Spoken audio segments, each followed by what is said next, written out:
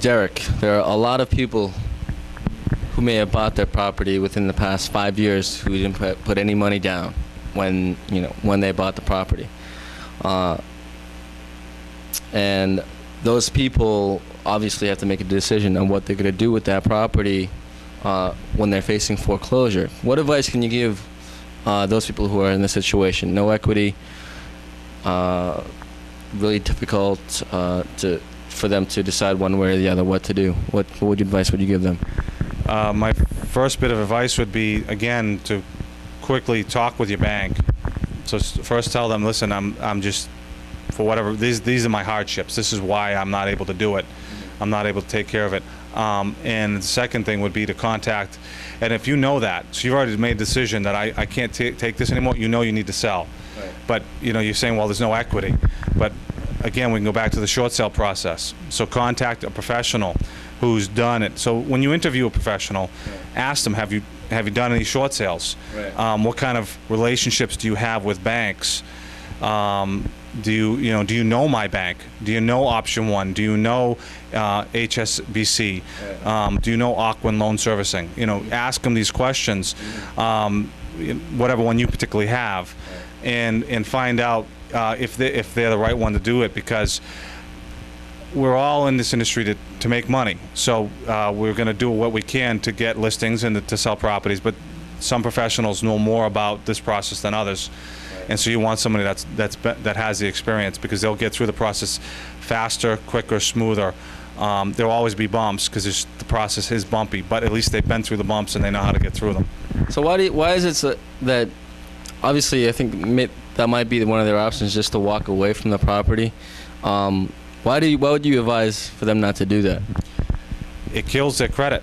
It kills their chances of owning again. And I mean, I know some people say, hey, I don't need to own, I can rent for the rest of my life, and maybe that's their mentality. But not only does it hurt them from owning, it hurts them from buying that car. It hurts them from getting the credit card at better rates than others. Employers look at credit history and deny employment. So it not just affects your ability to buy a car, it affects your entire life. Right. It's becoming a really big thing for employers to look at credit and to judge your character based on your credit. So exactly. So it affects you all the way around. And if they do and they have a question, well, hey, what happened here? Because you had late payments on your mortgage. Well, it's easy to explain some late payments and that you dealt with it, right. That you managed your way through it. Conquered. Exactly. Right. And came through the other side, as opposed to giving up. Right. And not giving it a chance to work itself out. Now, obviously, the people who might be doing this aren't technically, I mean, obviously they're in financial trouble, but they're not like typical foreclosure cases that you may hear about in the news or something like that. What are the statistics in that? How many people are actually doing this, just walking away from a property that they don't really have any equity in? Right. I don't know the specifics of it, but there are a number of people that do that, and there's a number of people that try to work it out too. I mean, I think the majority of people are responsible and don't want to do that. But there's always a few there can always be a couple bad apples in any barrel. And there's this market that we're in is a huge barrel right now, so there's going to be the people out there with that mindset. Unfortunately, they don't realize the repercussions it can have on their life. Right. Definitely talk to a professional when obviously if you're unfortunate enough to be in a foreclosure situation.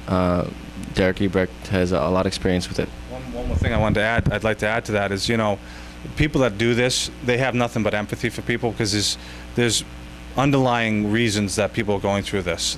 There's sicknesses, there's health issues, there's death, there's job loss, and a lot of us can relate to that. I mean, I personally, when I was younger, I got laid off a couple of times when I was younger because of the industry I was in was very volatile. So I understand the feelings of saying, where's my next paycheck going to come from? Right. And there are